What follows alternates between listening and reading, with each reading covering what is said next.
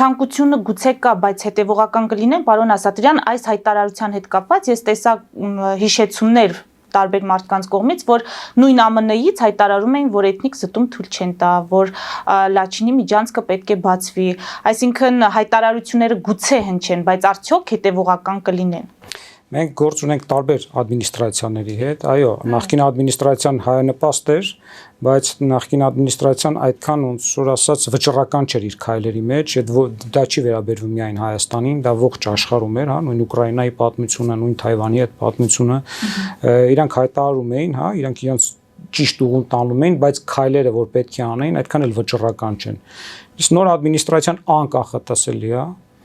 եւ մենք տեսնում ենք, որ իրանք կարող են գնալ շատ կոշտ քայլերի եւ վճռական քայլերի։ Տեսեք, Եմենում, հա, հութիների վրա հարձակումը վարկյանական որոշում եղավ եւ այս 2 օրը դաժան ռմբակոծում են հութիները։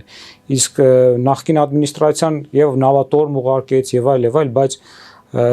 չկարողացան այդ հութիների դեմ առնել, այսպես ասած։ Տեսեք, Տրամպը գնաց այդ քայլին։ Անկամ անձամբ էր հետևում, անձամբ էր հետևում եւ այլ, այդ ամեն ինչը իրանք կազմակերպել են եւ երեկվանից շատ դաժան ռմբակոծվում է։ Հա, բայց դա չի հակասում Թրամփի հայտարարություններին խաղաղություն բերելու, մարդկային կոտորածներ թույլ չտալու։ Այստեղ գործում է խաղաղություն ուժի միջոցով, այսինքն եթե չեն կարող Եմենի հետ գալ ընդհանուր հայտարարի, իրանք պետք է ուժ կիրառեն, որպեսզի իրանք ստիպեն գնալ խաղաղության։ Այդ մեխանիզմն է այս պարագայում գործում։ Այլտեղ այլ ձև է գործում։ Տեսեք, իրանք գնացին Ռուսաստանի հետ, հա, բանակցությունների, ինչ որ տարօրինակ որոշումներ կայացրեցին Ուկրաինայի հանդեպ, հա, ինչ որ ռազմական օգնությունը մի պահ դադարեց, անգամ հետախուզական տվյալները դադարեցին, դա շատ մեծ կորուստներ բերեց, հա, Ուկրաինայի համար, չնայած կարճ ժամկետ եղավ, բայց այն կորուստներ դրան։ Անսպասելի քայլերի գնացին, բայց իրանք ուզում էին ապացուցեին եւ ցույց տան, որ իրենք պատրաստ են գնալ այդ ձևի անսպասելի քայլերի, որպեսզի խաղաղություն հաստատվի, իրենց պատկերացմամբ խաղաղություն հաստատվի։ Եվ ես կարծում եմ Հայաստանի եւ Ադրբեջանի պարագայում ավելի հեշտ է այդ խաղաղությունը հասնելը, որտեղ պատերազմի թեժ փուլը ոնց որ ավարտված է ներկա պահին եւ այստեղ պետք է ընդամենը գալ համաձայնության։ Մեկը մի քիչ զիջում, մեկը մի քիչ զիջում եւ գալիս են այդ խաղաղության ինչ-որ համակեցության կանոնների ապահովմանը։ Պարոն Ասատրյան, դուք եւ արձանագրեցիք, որ որոշակի ճնշում է եղել կողմերի վրա այս համաձայնության հասնելու, նաեւ դժվարացաք ասել, թե որ կողմից կարող է լինել։ Բայց ես այստեղ ուզում եմ ձեր ուշադրությունը հրավիրել այն հանգամանքի վրա, որ այս համաձայնությունը ձեռք բերվեց նաեւ Թուրքիայի հետ Հայաստանի ակտիվ շփումների ֆոնին։ Այստեղ Թուրքիան ինչ դերակատարություն ունեցավ, հաշվի առնելով, որ լրատվամիջոցները եկան Հայաստանի կառավարության հրավերով, ըստ վարչապետի աշխատակազմի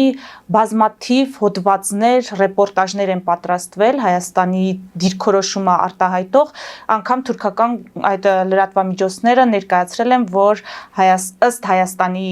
ղեկավարի խոսքերի Ադրբեջանն է ապակառուցողական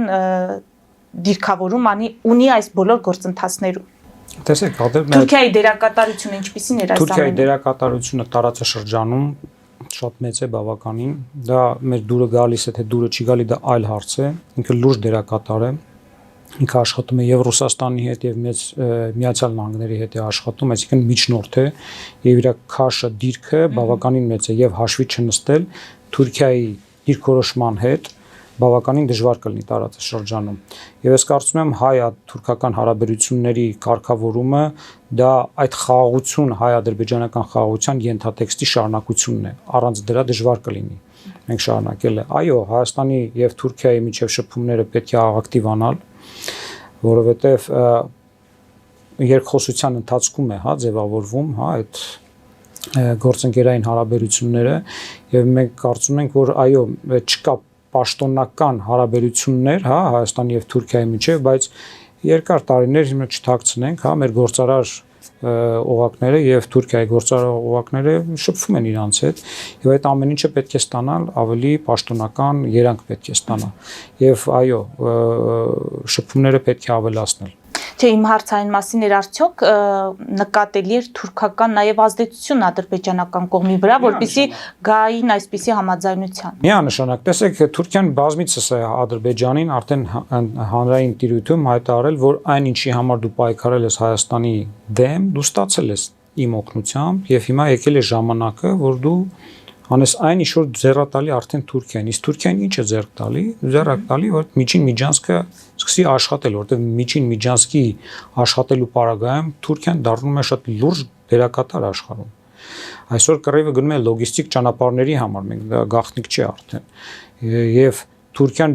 ամեն դեպքում ինքը դառնում է տարանցիկ երկիր դեպի Եվրոպա, այդ Ասիայից դեպի Եվրոպա գնացող հոսքերի համար եւ այստեղ այո Ադրբեջանին ստիպում է ինչ որ չափով, որ իրանք այդ իրանց մաքսիմալիստական պայմանները մի կողմ հետ քաշեն եւ գնան նաեւ Թուրքիայի օրակարգը սպասարկեն, այսինքն խաղաղություն հաստատել ինչ գնով ուզում լինի եւ ճանապարհը բացվի, որպեսզի Թուրքիան նաեւ ստանա օգուտներ այդ ամեն ինչից։ Եվ այստեղ ես այո դուք ճիշտ եք նկատում, Թուրքիան ունի դերակատարություն համոզելու Ադրբեջանի գնալ խաղաղության պայմաններով, բայց ես վստահ չեմ, որ վճռական դերակատարել Թուրքիան կարող է համոզել ինչ որ չափով, բայց վճռական դեր կարծում եմ երեկվա այդ Վաշինգտոնից եկած տեղեկատվությունից ես կարող եմ իմ վստահություն վերցնել եւ ասել, որ այդ ճնշումը եղել է Միացյալ Նահանգներից։ Հիմա համաձայնությունից հետո Փաշինյանը զանգահարեց Պուտինին, տեղեկացրեց ըստ էության համաձայնության մասին, այլ հարցեր քննարկեցին, նաեւ ըստ Կրեմլի ընդունել է մայիսի 9-ին այդ տոնակատարություններին մասնակցելու հրավերը, մենք տեսանք նաեւ հեռախոսազրույց Մակրոնի հետ, Ինչ վերլուծություն ունեք այս հեռախոսազանգերի նպատակահարմարությունը Հայաստանի շահերի տեսանկյունից։ Ես կարծում եմ շատ լուրջ իրադարձություններ է տեղի ունենում, այսինքն խաղաղություն է կնքվում, հա, երկու հակամարտող կողմերի միջև եւ շատ նորմալ է, որ Հայաստանի ղեկավարը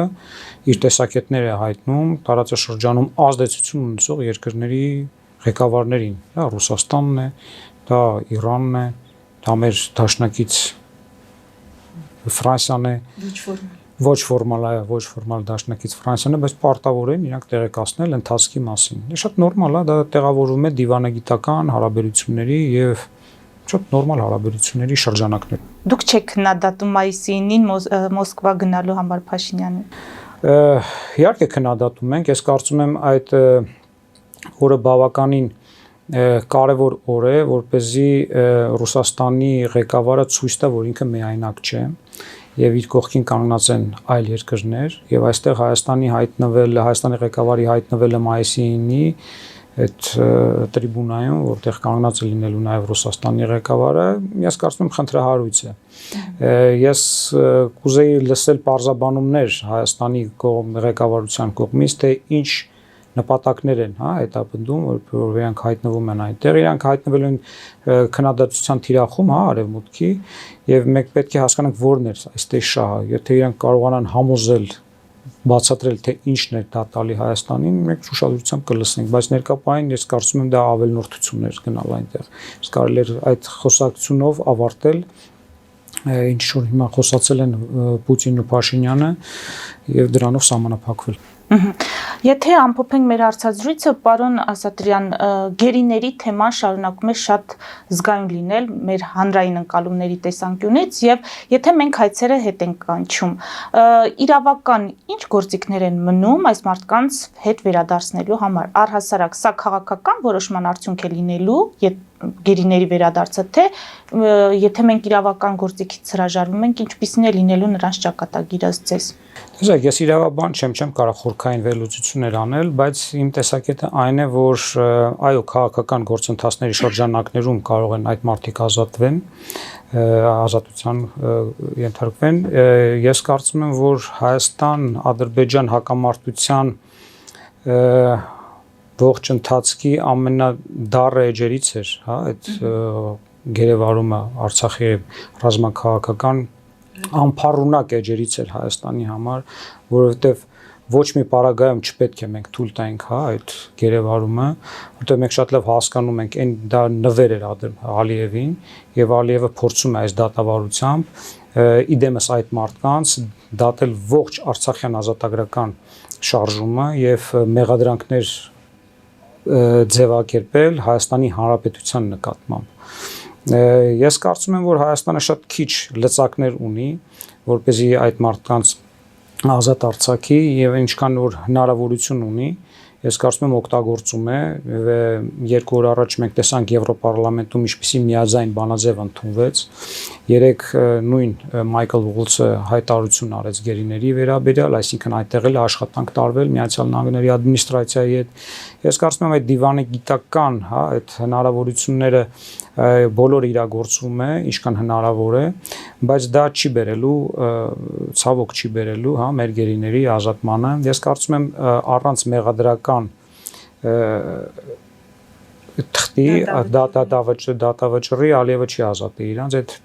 թղթը իրանց պետք է, որպեսզի հետագայում այլ ատյաններում իրանք այդ թղթով մտնեն եւ այսինքն ցույց տան, որ այ ինչպիսի հանցագործ է Հայաստանը։ Այսինքն խաղաղության մասին ուղղակի խոսք լինել չի կարող, պարոն Ասատրյան։ Մենք որքան էլ փորձենք լավատես լինել, քանի այդ նվերը Ադրբեջանի ձեռքում է, իրանք մաքսիմալ կօգտագործեն, հետագայում այդ թուղթը կհանեն դարակից, թե չեն հանի դարակից, դա արդեն այլ հարց է, բայց թուղթը ես կարծում եմ, եկեք իրատեսական լինենք, էլի։ Ես կուզենայի, որ այդ թուղթը ընդհանրապես չլիներ, ոչ մեկս չէր ուզենա։ Բայց այդ թուղթը իրանք ստանալու են, որպեսզի, հա, ինչ որ մի լծակ լինի հետագայում Հայաստանի վրա ճնշումներ գործադրելու համար։ Տեսեք, խաղաղության պայմանագիրը դա ընդհանրապես արձանագրում է, որ պատերազմի փուլը ավարտված է, թեժ հակամարտության թեժ փուլը ավարտված է։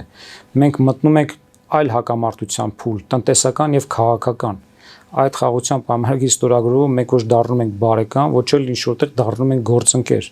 Պարզապես չեն կրակելու հրանոթները, կրակելու են արդեն դիվանագիտական դաշտում եւ տնտեսական օղակները։ Մենք դրան պետք է պատրաստ լինենք։ Բայց իշխանությունը արդյոք այդպես է խնդիրը ներկայացնում։ Թե իշխանության կողմից խնդրի ներկայացումը բոլորովին այլ համատեքստում է եւ մարդկանց ներկայացում է, որ եթե ստորագրությունը լինի, ուրեմն խաղաղությունն էլ կլինի։ Իշխանությունների գործառույթը այլ է, ինձ թվում է իրանք պետք է վերլուծեն, հա, ինչպես մատուցել ժողովրդին, բայց Հանրապետություն կուսակցությունը խորին համոզմամբ, որ մենք մտնում ենք շատ ոչ պակաս վտանգավոր փուլ, տնտեսական, սկսվելու է տնտեսական եւ քաղաքական պատերազմը, որտեղ մարդիկ չեն զոհվում, բայց կարող է պետությունը զոհվի։ Այ մենք պետք է գնանք այդ պատրաստ լինենք գնալ այդ ճանապարհին։ Հայաստանը պետք է նույնպես մոբիլիզացվի, ոչ թե զինվորական, այլ մարդկային, մտավոր եւ այլ տնտեսական մոբիլիզացիա պետք, որ մենք չպարտվենք նաեւ այս դաշտում։ Եթե մենք պարտվեցինք, ջախջախվեցինք տնտեսական դաշտում, Հայաստանը ինձ թվում է կորցնի իր սուվերենությունը։ Մենք դրան պետք է պատրաստ լինենք։ Խնդիրը դրանումն է։